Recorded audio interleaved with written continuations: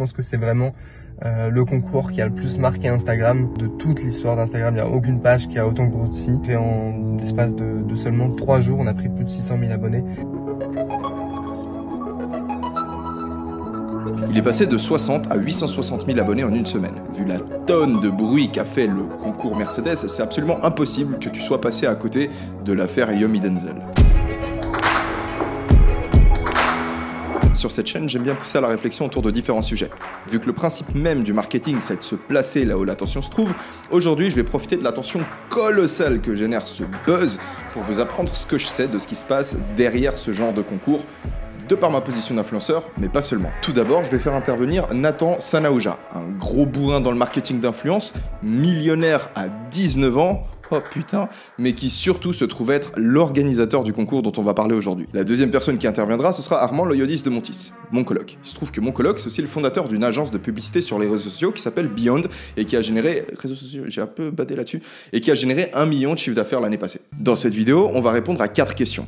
Comment s'est organisé le concours? Qui sont les gagnants? Combien il a coûté? Mais surtout, qui est-ce qui paye? Avant de répondre à ces questions, c'est important de comprendre qui sont les acteurs de cette histoire de dingue. Et pour ça, on va imaginer une table de poker. À cette table, on retrouve 4 joueurs. Yomi, l'entrepreneur, Nathan, l'organisateur du concours, les influenceurs qui ont été payés pour partager le concours, et les influenceurs qui l'ont fait gratuitement.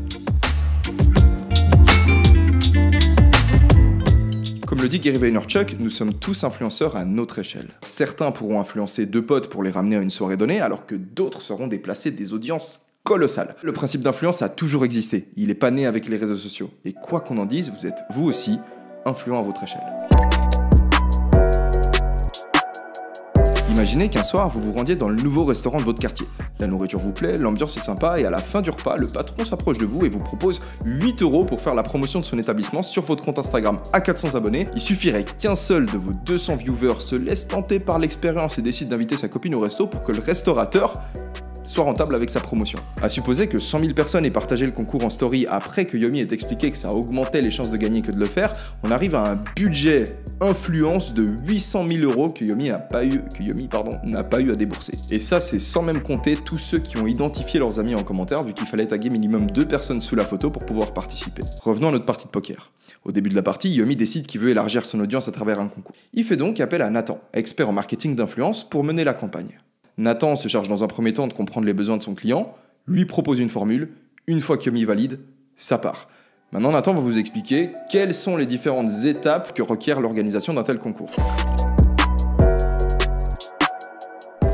Bonjour à tous, je suis Nathan Sanaouja, le fondateur de l'agence NS Media. Aujourd'hui, je suis sur la chaîne Delio pour vous parler du concours avec Yomi Denzel que j'ai organisé. Niveau organisation, c'était un travail monstre parce que en fait, Yomi a rencontré plus de 50 influenceurs, à la fois à Dubaï, à la fois en France, que ce soit Paris, Marseille, à la fois en Suisse et en Belgique. Donc c'était un travail très compliqué. Il fallait coordonner tous les rendez-vous influenceurs.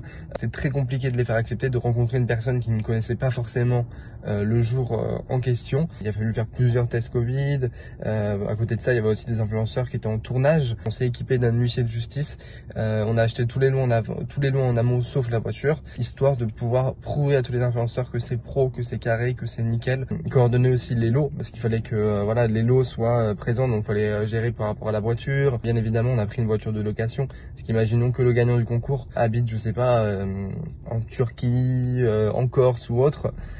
Derrière, si la voiture est en France, on peut pas lui livrer les lots.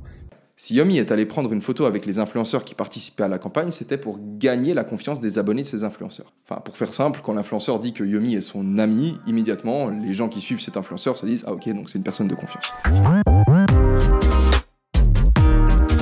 Alors, une entreprise pareille, vous vous doutez bien que ça a un prix. Entre les lots, les influenceurs, les billets d'avion, chambres d'hôtel pour permettre à Yomi d'aller prendre des photos avec eux, combien ça coûte?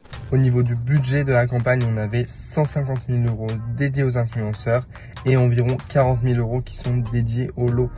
Ensuite, environ 10 000 € hôtel, voyage, location de la voiture et toutes ces choses-là. Donc sur la globalité du concours, on a atteint à peu près les 200 000 € de budget. Alors comme je l'ai annoncé en début de vidéo, on se retrouve maintenant avec Armand, fondateur de Beyond Media. Merci Armand d'être ici. Merci à toi. Armand va nous expliquer quelles peuvent être les répercussions d'un tel concours sur le business de Yomi. Armand, je te laisse expliquer, c'est toi l'expert là-dedans. Pour vous remettre dans le contexte, Yomi vend des formations sur internet dans lesquelles il apprend aux gens à gagner de l'argent via des sites e-commerce. Le prix moyen d'une de ces formations, c'est 1 000 €. Sur les 800 000 personnes qu'il a gagnées sur Instagram, il suffit qu'il y en ait 200 qui achètent pour que ça génère 200 000 € et donc que ça rembourse le concours. Donc en termes d'argent, déjà, Yomi est rentable. Maintenant, au-delà de ça, avoir 800 000 abonnés sur Instagram, ça apporte aussi un certain pouvoir, une certaine notoriété, une certaine image, ce qui va faire que les prochaines personnes qui vont voir le contenu de Yomi et qui vont arriver sur son compte Instagram vont avoir beaucoup plus confiance en lui pour acheter ses formations. Donc dans tous les cas, cette opération a été 100% rentable pour Yomi et le vrai gagnant du concours, c'est lui. Est-ce que tu penses que Yomi va perdre des abonnés sur son compte Instagram à l'issue des résultats du concours? Alors Yomi va forcément perdre des abonnés sur son compte à l'issue des résultats du concours parce que toutes les personnes qui ne se sont abonnées que et exclusivement que pour gagner les lots n'auront plus rien à faire du contenu ensuite, donc ils vont se désabonner. Ce qui fait qu'il va y avoir beaucoup de désabonnements par la suite, mais pour tous ceux qui vont rester et pour tous ceux qui vont réussir à tenir en haleine et à conserver sur son compte, il en gardera quand même plusieurs centaines de milliers. Ce qu'il faudrait faire, et à mon avis c'est ce qu'il fait parce qu'il est très bien accompagné, c'est pour le moment ne rien poster pour garder la dernière photo du concours en ligne, et s'il commence à trop poster de photos lifestyle, les gens vont se dire bon c'est qui ce mec, pourquoi je me suis abonné à lui, ils vont sûrement avoir oublié que c'était pour le concours et ils vont unfollow. Donc là faut pas qu'il poste pendant un moment pour éviter de perdre et pour essayer de rester fondu dans la masse et que les gens qui se soient abonnés aient oublié de revenir se désabonner. Ça fait sens, ouais. Et pour toutes les personnes qui savent qu'ils se sont abonnés, qui attendent avec impatience les résultats et qui vont voir qu'ils n'ont pas gagné, parce que pour 795 900 et quelques d'entre eux, ils n'auront pas gagné, bah, ils vont se désabonner et c'est sûr qu'il va y avoir une grosse perte. Mais du coup, il n'a même pas intérêt à poster des stories un petit peu pour... Alors, c'est assez contradictoire avec ce que je viens de dire, mais en soi, les stories ici, parce que dans les stories aujourd'hui, il encourage les gens à participer, il les encourage à faire vachement d'actions qui vont dans son sens. Ok, ouais.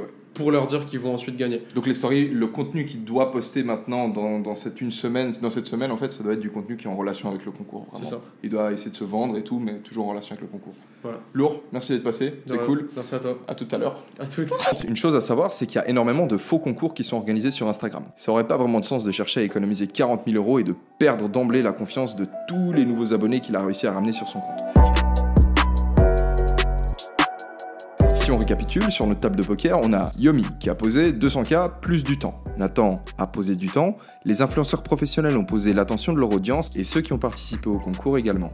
À la fin de la partie, on a un joueur qui repart avec 700 000 abonnés Instagram, à qui, comme on l'a vu avec Armand, il pourra vendre ses formations. Le second quitte la table avec le montant de la prestation facturée au premier.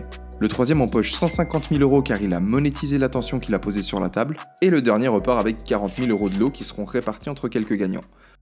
S'il y a peut-être une chose que vous pourriez tirer de toute cette histoire, c'est que votre attention, elle a de la valeur. En espérant que vous ayez pu apprendre des trucs utiles dans cette vidéo, je vous souhaite une très bonne journée. Merci beaucoup à Armand et à Nathan d'avoir participé. Et n'hésitez pas à passer faire un petit tour sur ma chaîne, je pense que le contenu en vaut la peine. À bientôt.